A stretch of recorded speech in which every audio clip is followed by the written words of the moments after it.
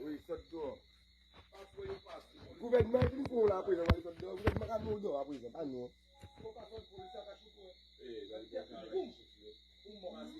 On tous là, on a un internet. On tous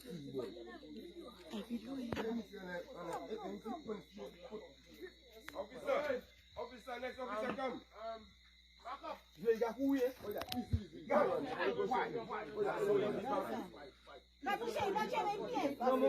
No, only put your baby because she's like this. Mata kay ko siya yung mata kay ko.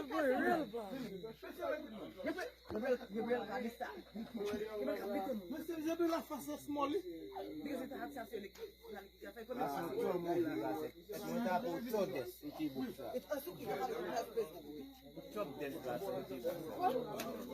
On bouge encore plus deux pieds, deux la main. Allez, peut-être dashing. Allez, peut-être dashing. Nous nous manger. Là, nous sommes même nous quoi. Ah ouais, c'est évident, nous avons gâté des pieds.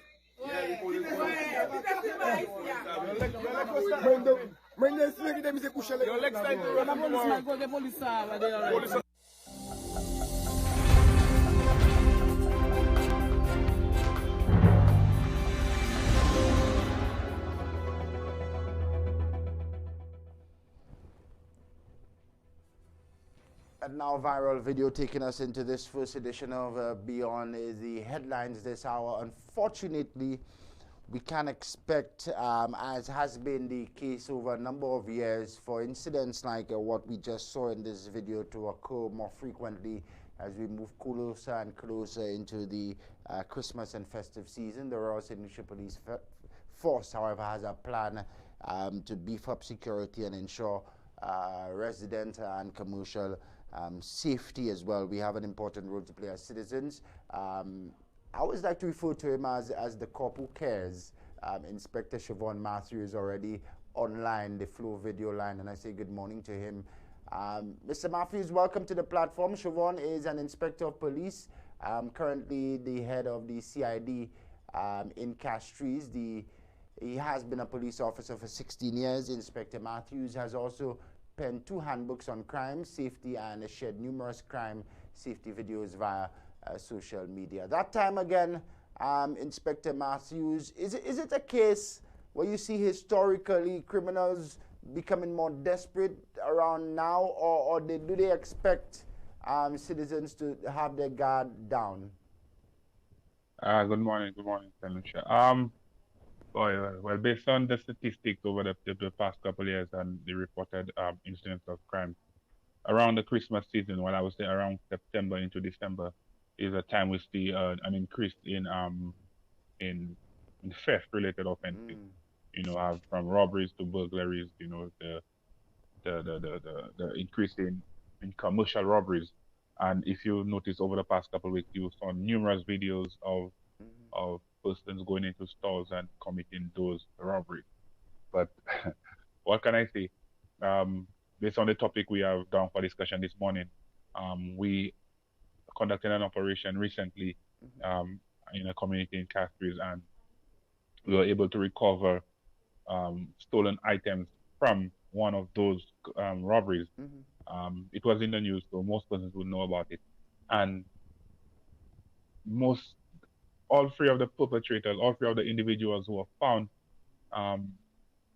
were arrested for those offenses, had not attained the age of 20 years. Below the age of 2 of them were juveniles. So you see the issue where we come to the vulnerability and crime. Yeah. You know. Yeah. Are these children mules? And then we'll get back to some of the statistics in just a bit. Are these children mules you've seen, or are they active participants in the crime itself? Well, from what we're getting, we believe that they're active participants and they're also youth. So yeah, it could go both ways. I believe some of them are being pressured into doing it. Some of them see an easy way out into attaining monies. Some of them see it like just like a way of life. You know, the things are not working out at home. mommy cannot afford, daddy cannot afford. So what do we do? Yeah, we find comfort in other places and we go out there and we commit crime. Yeah. Yeah, we talk about some of what's happening behind the scenes and some of the solutions that you can propose, the plan from the police force. But share with us some of the statistics that you've registered over the years, September to December. You see an increase in robberies. Who's most at risk, individuals or commercial enterprises? What have you seen? Right now it's individuals, but the commercial robberies has gone up. Even in the past 2 months, we had on average, boy, based on what I see coming into the CID, on average every day we had an average of 2 to 3 robberies, you know, in the city of Castries. Yeah, on an evening, even during the day. Most time the commercial robberies would be during the day, like the stores and stuff like that. And on evenings, we'll have persons going home from work, being robbed. You understand? And I remember there was one evening we had like 4 robberies in the city of Castries, and by the time you try to deal with one is reported to you, to the investigators. They respond.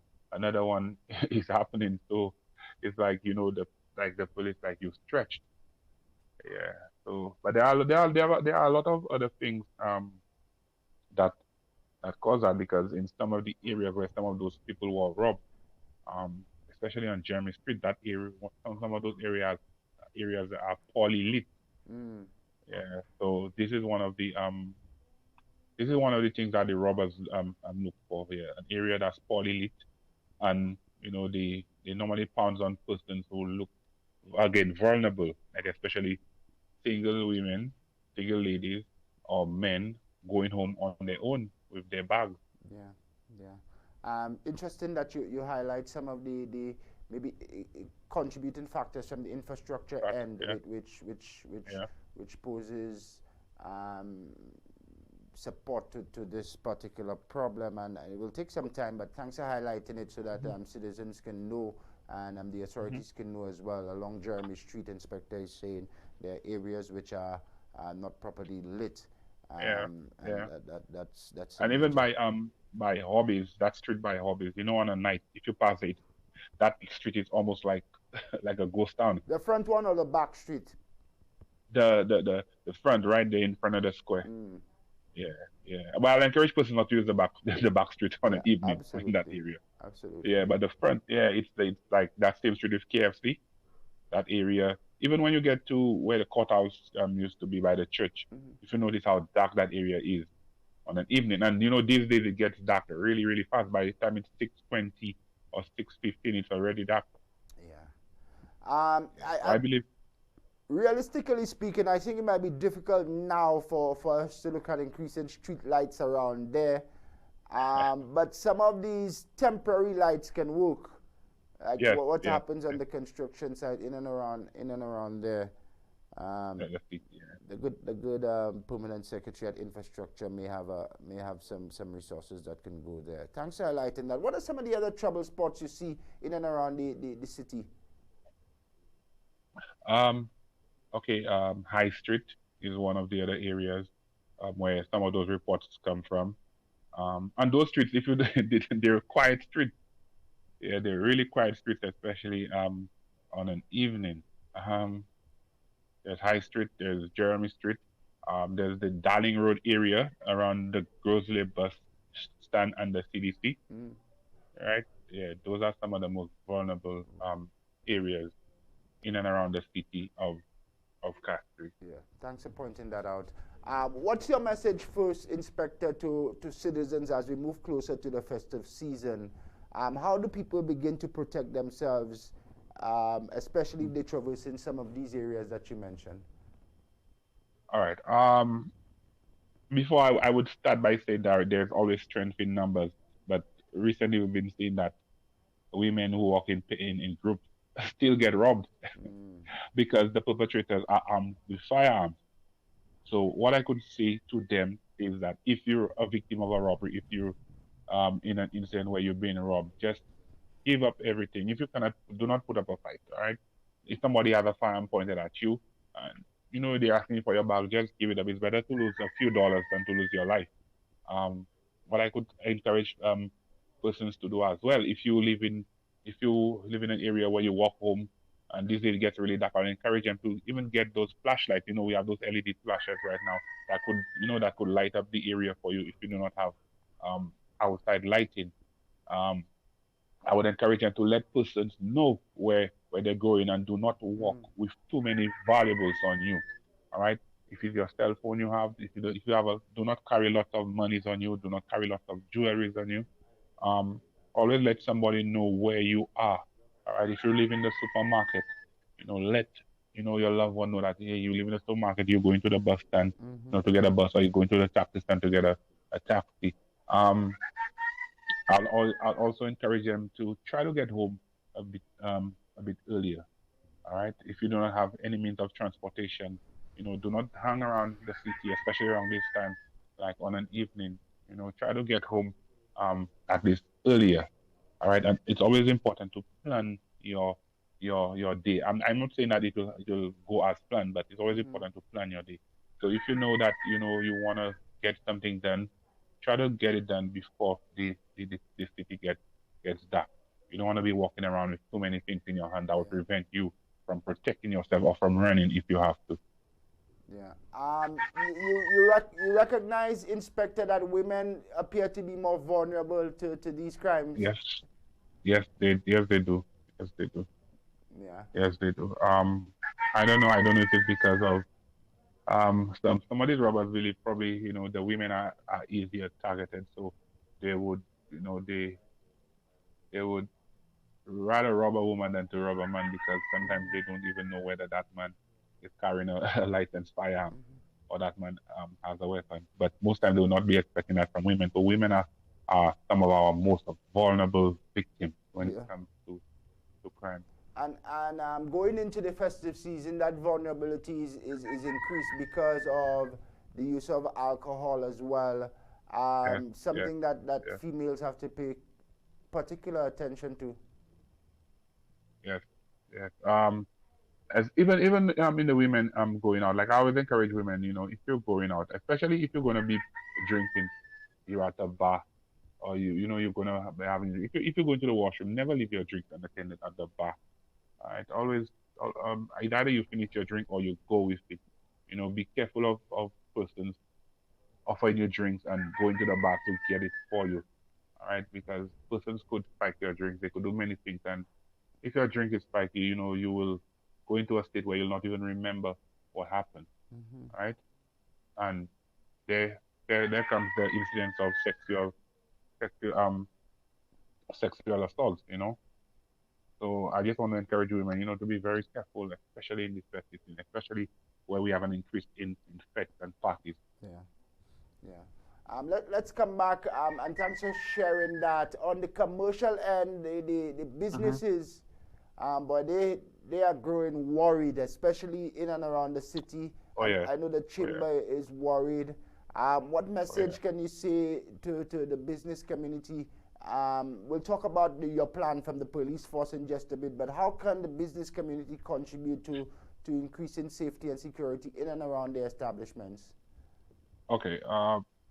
For the business community, like I always encourage the business owners, if you notice the surveillance cameras, they're there, but they only help you after the fact, right? To it's like an investigative tool that the police could use to apprehend suspects, involved in the robbery. But if you do not have, especially around this time, if you do not have an armed guard, I encourage some of those business places to invest in an armed guard around this festive season. All right. I encourage them to, if you have a security and is not armed, encourage that security company to arm this individual. Try access control helps. Now, with the access control, you could see who is coming. Now, here is one of the points I like to bring across to these business places. Persons don't really use masks anymore to walk into the business place. As soon as somebody walks in and that person has a mask, ask them to bring on a mask. If they're reluctant in doing so, this is already a red flag. As soon as anyone walks into your store right now and they're wearing a mask, all right, and a hoodie and a cap. That is a red flag. But I pray that one day that St. Lucia will get into the area, into the era where most business places are armed with a panic button, just like Canada, that could alert the police that there is a robbery or something happening at a particular place. To the business persons, I encourage you to speak up. Let your voices be heard. All right, let your voices be heard. If if there is a business in one multiple businesses on one street, I could always encourage them, to form, a little WhatsApp group, all right, amongst the business places. So let's say, for instance, Shannon, there are 6 business places along a particular street. You could form a group, where you could share information like, hey, there is 2 guys walking down the street, with hoodies and a mask and a cap on their head. You alert the other business places along that street, because Shannon, these guys don't come today today to rob your your establishment. They come and they scout the place before they commit that robbery. So they'll probably come a day before or a few hours before. So those are the signs that we need to look out for. Another thing I want to encourage a lot of the business owners. I know some persons will say that they have placed applications in for a firearm license because they have a business and they have not gotten it or they've been denied. What I could encourage you to do is to reapply. Do your best. Now we're at a point where, the robberies are on the rise, the business robberies are on the rise. So get the opportunity to put up a good case why you think you deserve a firearm license to protect your business. Yeah, but in the interim, an armed guard would go a long way. Do you get a sense that there's sufficient of these professionals around to assist the business communities, these armed guards? Or will it come from the quota within the police force? Yeah, well, there are some police officers who are on vacation right now. There are some police officers who do not work every day. And I know some business places around that time, they normally employ police officers. Well, like for instance, if I get the gig, I would employ other guys, so on every day there would be an armed guard, an armed police officer at your business place on his or her day off. So with the security comments, I don't think there are sufficient armed guards to go around. Yeah. Okay. Interesting. Thanks for balancing that out. Let's talk about, Inspector, the plan that you have. And Dan, I shared 2 photos. We recognize that there's more boots on the streets now. What's the plan under the leadership of Commissioner Matthieu to beef up security and to have greater police presence in the city and around other hotspots for the festive season? Okay, what I could say is that and recently the patrols have been increased in and around the city, and especially around that time, it's also the cruise ship season as well. So you will find police officers. So the hierarchy of the RSLPF has placed more persons on the ground. The patrols, the operations have also increased. All right. The stop and searches, the speed, the traffic check and what have you. Yeah. So if you notice these days, you'll see a traffic check in a strange place. So yeah, there are plans in place. It's just the matter of sometimes the resources are limited. When I say resources, I mean the human resources are limited. All right. Some persons would say that St. Lucia probably has one of the biggest police forces in the Eastern Caribbean, but you have to take into consideration that persons are retiring. Persons calling sick on a daily basis. Persons for some reason do not come to work. So I believe that a big driver recruitment process should be something that the present administration should think about. And when I say recruitment process, I do not mean 30 or 40 police officers. I mean a recruitment drive of probably over 100 police officers. All right, because there are young persons out there who are ready and willing to work in to assist in the fight against crime. All right, so I believe that would help in a way. But we're doing our best with what we have. I know some persons, recently on a news article, they were like, okay, if you're like we're saying that we're doing our best, but what is our best? But persons do not know. Persons persons have their own opinion, and I'm not one to, to come and criticize persons about their opinion. But I know with my own heart that our police officers are out there doing their best with the little limited resources that we have. Yeah, yeah.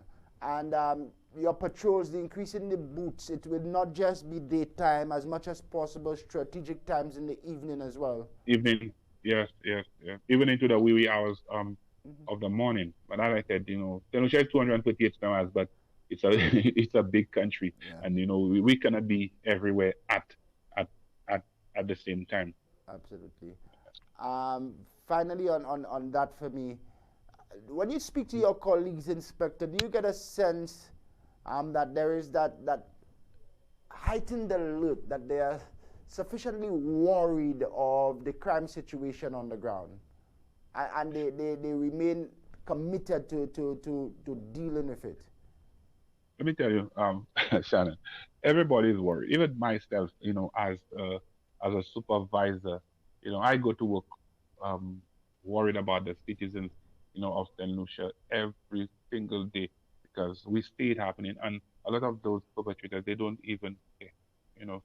From they get what they want, they wouldn't even care. I know my colleagues, they themselves, I'll not say they're nervous, but they worry. Especially when you get a report of a robbery, and you'd be like, oh my God, this another one again, and then you'd go there and you'd empathize with some of these business owners, and what can you do to assist them other than try your best to investigate the matter? But what I could say pretty soon, somebody will get caught in the act, and it will not be nice for these perpetrators. But hey, let's say what the public says after police intercept a robbery. Let's say what they will say about the police now. And most times you'll hear a lot of negative, like the police officers didn't have to, injure the guy or do whatever to the guy. But were those same persons speaking up against when those business places were being robbed?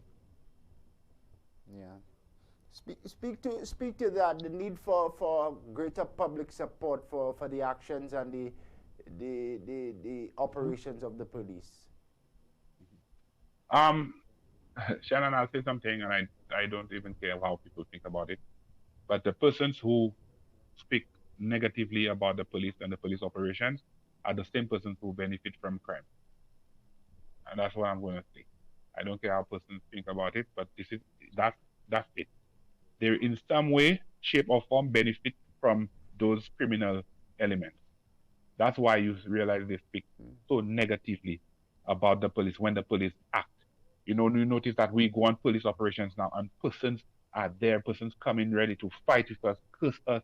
We're doing our jobs. Our job is to protect and serve, and that's what we're doing. So if the police get information and we go search a location, the entire community will come out and start to curse us, start to, try to block the vehicle from leaving. But what I could say, those same persons will be the ones running to the police when those perpetrators turn the knife or the gun towards them. Yeah. Let's go back, and thanks for that. Let's go back to the substantive issue that we had scheduled, because there's a lot happening ahead of the festive season.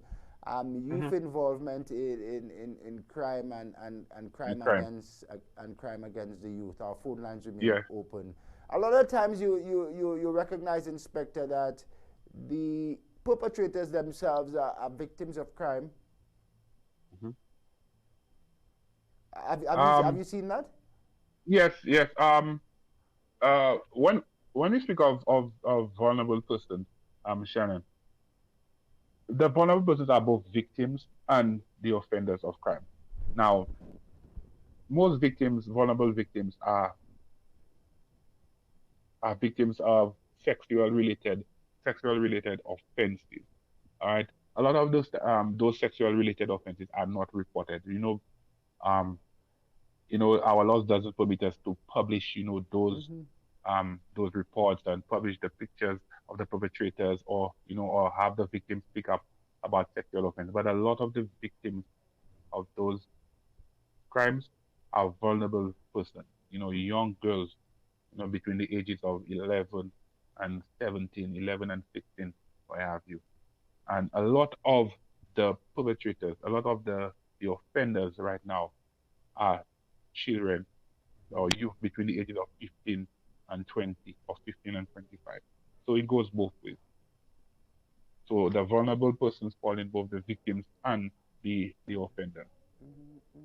The young offenders, when you meet them, what do you ascertain is the contributing factor to them partaking in that crime? Is it Okay. is it poverty? Is it opportunity? Or have Right. they just adopted this as a way of life? Okay, all right. What I could say, I don't know how persons will feel about it, but I don't think that vulnerability necessarily leads to youth, leads youth to committing crime. All right. However, the majority of persons who do commit crime are vulnerable. All right. Now these Let's slow down. persons, Let's slow down. Let's get that. You don't think vulnerability contributes to youth involvement in crime, but necessarily leads to youth involvement in crime. But the however, majority of those who are involved are vulnerable. Right, are vulnerable. Dissect that for us. Now, right. Now, they commit crime for various reasons, and some of those you have mentioned. Growing up in a single parent household, the lack of a father figure, poverty, moral support, even we could go as far as peer pressure. All right, and speaking to some of those young boys, who we have arrested, who have committed some of those offenses, they will tell you that home has nothing to eat. My mother cannot support me. I cannot go to school. I cannot go to school with something to eat. I cannot even buy a pair of shoes. My mother cannot buy me a pair of shoes. Right? So what do you think they would do? Some of them would turn to crime. Some of them would turn to the little groups, the little gangs around the place. Because why? They would join the little gang, they would do a robbery. The leader probably would give them, $100 to put in their pocket. Can they get that $100 at home? No. So what do you think they will do? Go back to the same group, the same gang, every day, commit petty offenses, to have something in their pocket, to bring something home. Inspector, just hold on for me. I hear you, but there's a segment of the population who think that perhaps that's an excuse, because you have other children who don't get the shoes at home, but who appreciate the little that they have and still go along and be productive and disciplined citizens. So perhaps there is a deeper issue that people want too much too quickly. Yes, true. Now that's why I said it doesn't necessarily lead to you being involved in crime. All right. So these are some of the contributing factors to those who involve in crime. So would you say that you believe that envy has a lot to do with it? As a young man growing up, you see your friends have the nice shoes and the nice clothes, and you wanted to, and you would do anything within your grasp to get that nice shoe and nice clothes. Yeah, that's a contributing factor, but even that goes back to how some of these children are raised and cultured. Yeah. Because you were told and raised to appreciate what you have, and you don't look and envy what somebody else has. But a new generation, some of these principles have seemed to gone out the window. All right, so what I could do, I believe I wrote this thing down.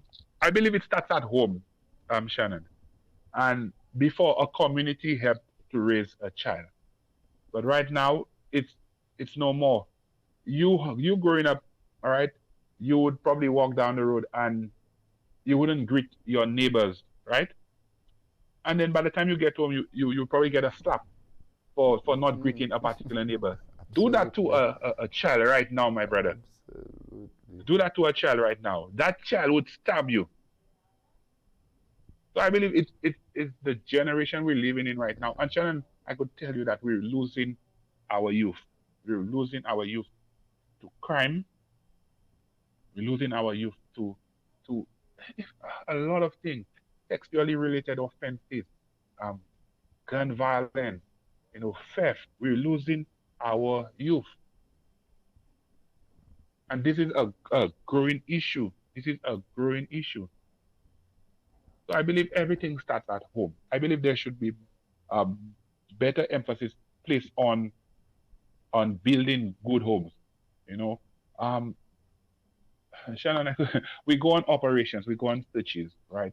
And my heart breaks when we go to particular houses and I see children who are supposed to go to school the following morning sleeping on a floor, right? On a floor, just on a piece of not even a piece of mattress, probably a piece of cardboard under them with a bed sheet. Do you believe that some of those children's mind will be focused on school? They might not be like, you know what, boy, I need to get out there and do things to bring something home. Some of them might do it in a good way, like they'll try their best to excel in school so that they could get a good job to help mommy or help daddy. But somebody say, you know what, boy, I see how easy it is, to get $1 if I go out and I rob from a store or I do something that's crime related. So it starts from the home. You go out on searches and you see a young girl sleeping between her stepdad and her mom. Who knows what could happen during the evening? There's no privacy. There's nothing like that. So it starts from the home. Okay, we need to build better homes. There's a lot of um, single parent families coming up. With let me tell you, there's a difference between having a father figure in the house and not having a father figure. Most fathers would discipline you, but not having a father figure and growing up as a young man, most times you not even listen to your mother because you believe your mother cannot do you anything. So that's why it starts. It starts from the home and the community. If we fix our homes and we fix that community relation in developing our young men and young women, I believe we'll have a better society. But presently, we are losing our youth. Yeah. What type of programs and interventions you think that can be realistically engaged to improve this situation, to identify these households and to provide the sort of netting so that these children don't fall through the cracks? Okay. I think some of those programs could be initiated from the school because, if persons, they don't go to the homes to see what's happening, I'm pretty sure that there are some signs at the school. So I believe more emphasis should be placed on getting those programs into the school programs. All right. Now, one of the one of the programs I believe that would assist in, I'm not say preventing youth crime, youth involvement in crime, but it can help. All right, Shannon, I know of a situation in Jamaica at a school where there was a tournament for trouble youth. Okay, the principal, what he did, he placed them in a pool and they dipped for teams.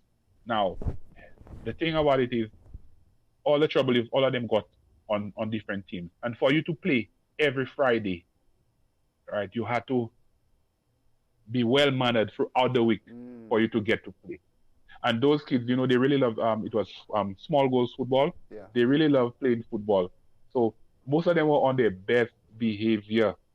Throughout Right. the week. So if some of those trouble kids see that whatever they will be taking part in has some sort of Incentive. right, they would probably change. So I believe those type of little programs would work down here. Even some of those trouble kids, they're probably not highly educated, or they're not probably good with the books and stuff like that. I believe technical subjects, more technical subjects at the schools, would work as well. Well, more technical programs like plumbing and don't just with to get to staff, and that's probably when you want to go to details to learn to do mechanics and stuff like that. I believe some of those programs should start at the primary and the secondary schools. Now, I believe the government should place more emphasis on developing our youth, getting our youth more involved in programs, getting them involved in, okay, it's like, for instance, sports, right? Sports, educational programs, all these things, having them want to come and learn something to better themselves. But if those programs are not there, Shannon, what do you think those youth will do? We'll go to the Turn to streets. the blocks and the ghettos and the gangs and the group. Yeah, absolutely. Real deep discussion that must unfold.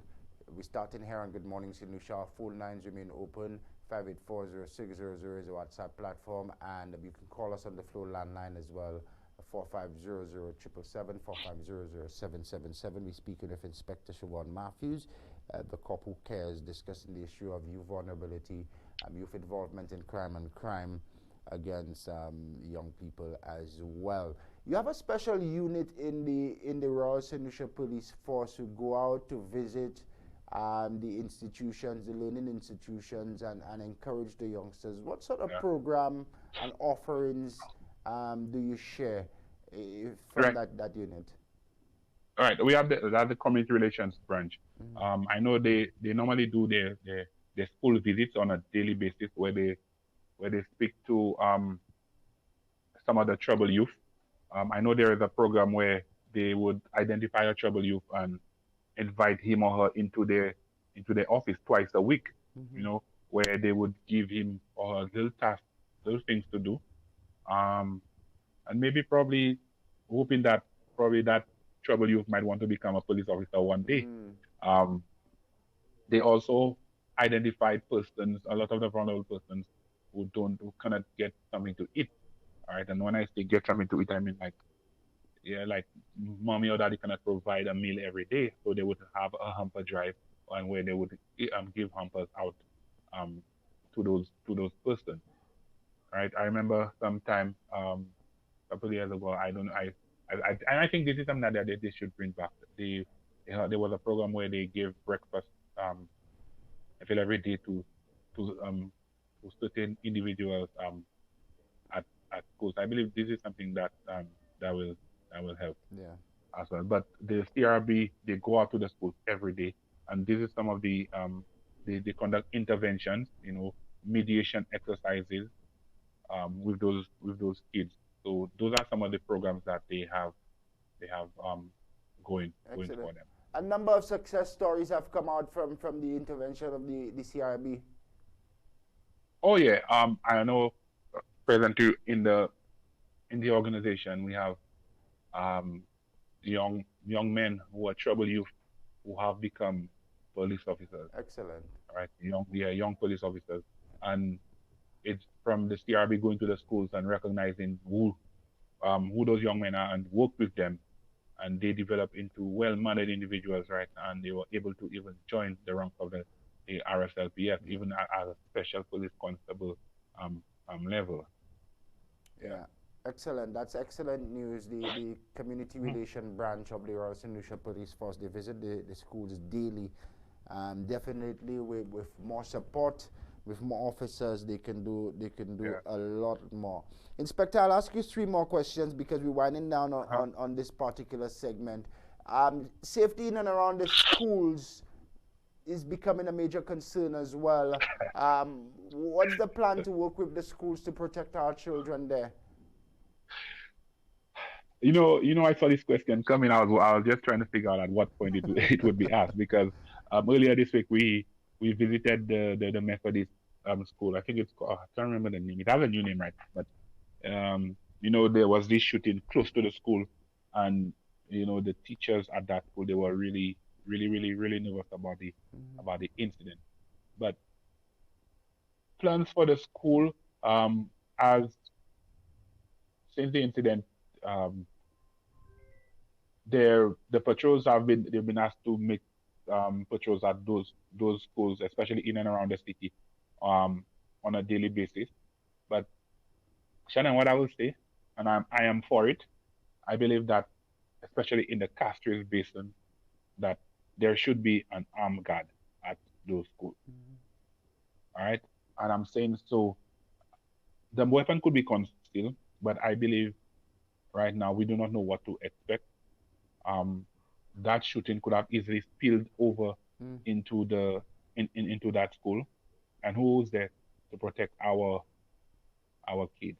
All right, and I could say that the children were traumatized, and I believe more emphasis need to be placed on the schools which are close to the hotspots, for lack of a better word, in the city of Castries. So I believe this is something that there should be more consultation.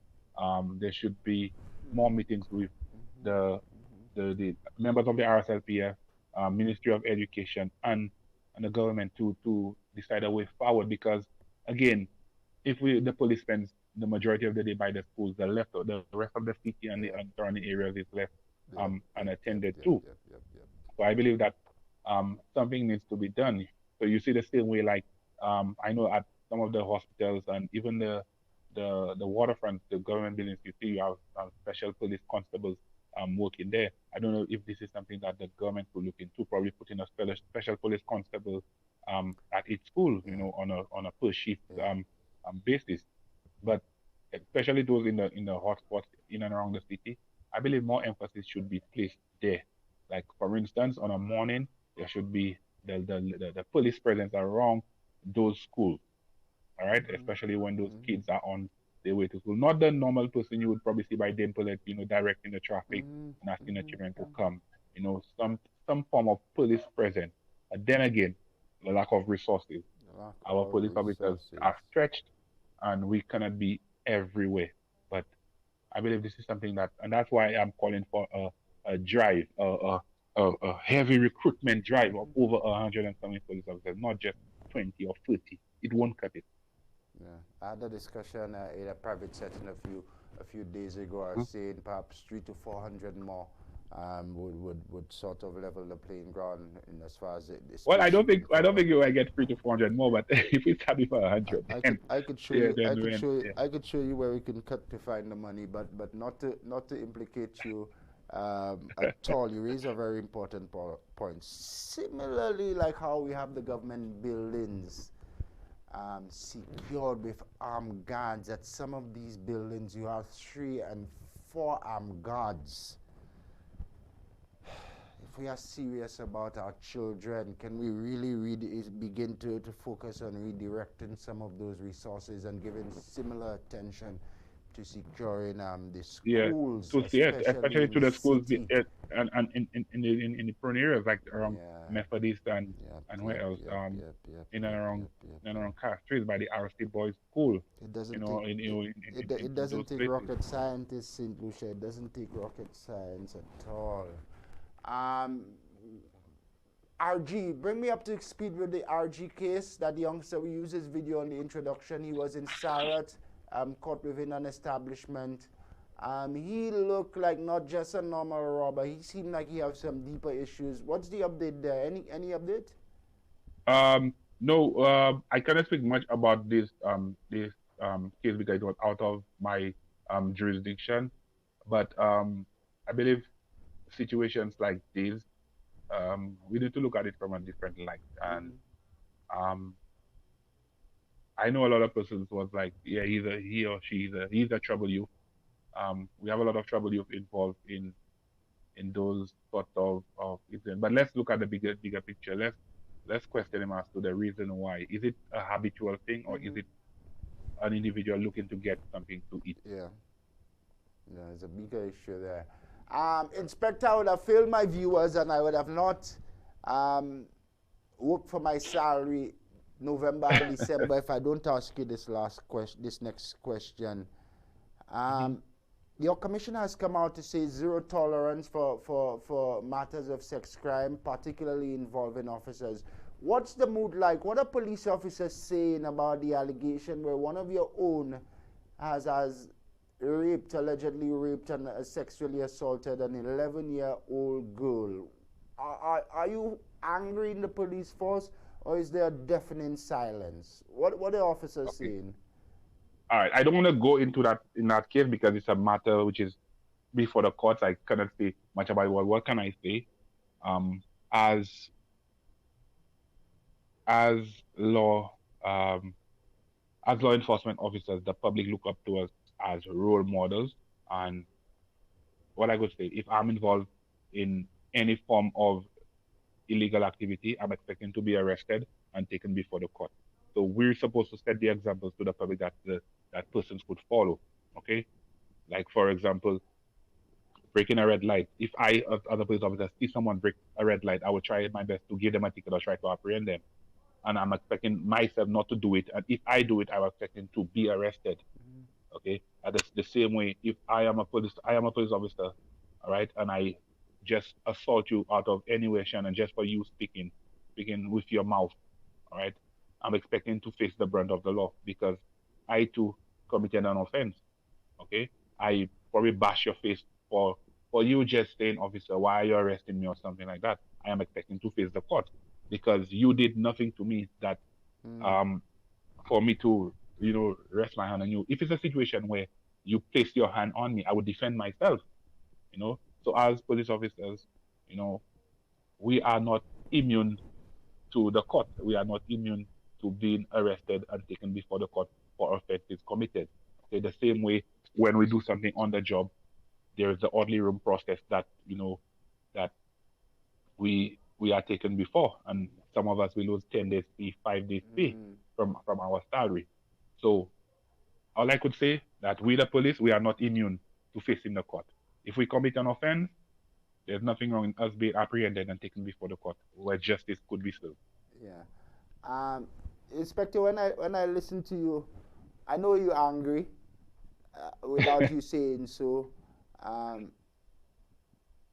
But you sound even better than some of the politicians. Very diplomatic response.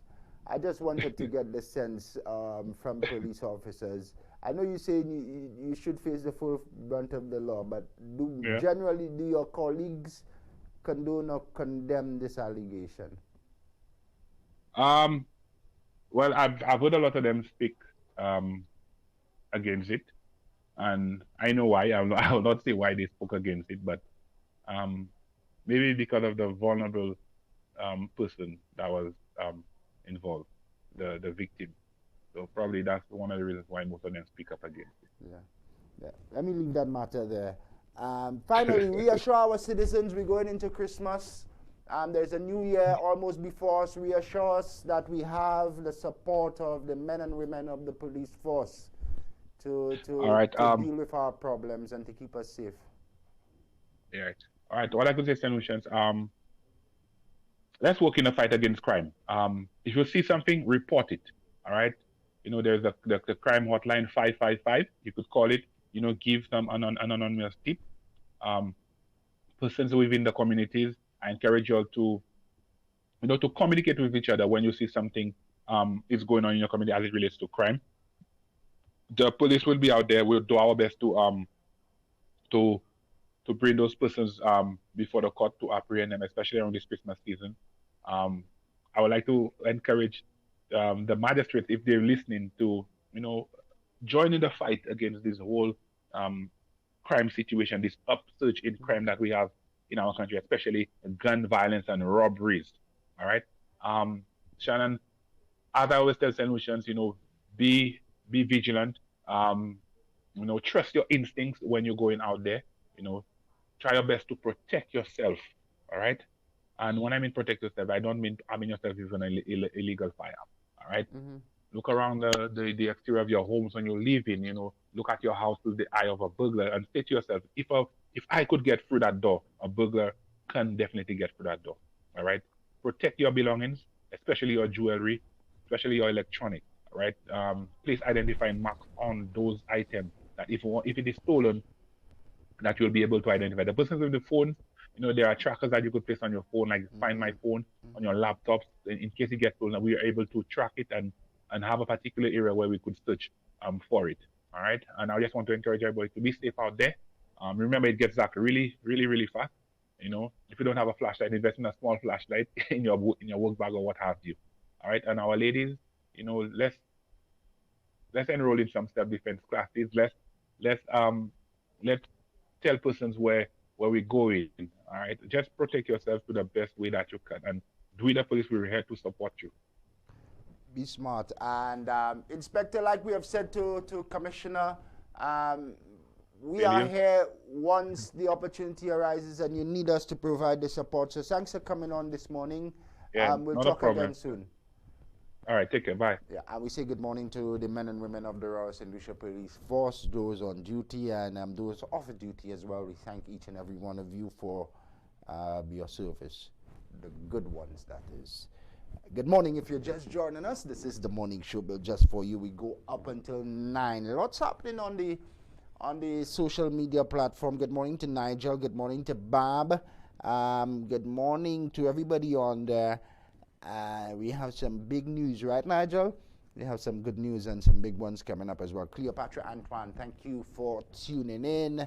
And everybody who's on the Facebook Live. You at home watching on the Hot 7 Plug and Play, thanks for making us your first and only choice. And to our folks around the globe who watch us on the go by the Hot 7 mobile application, good morning. Thank you for waking up with us. We'll take a quick commercial break and then come back with a District Social Transformation Officer, and later the head of Human Services will be my special guest.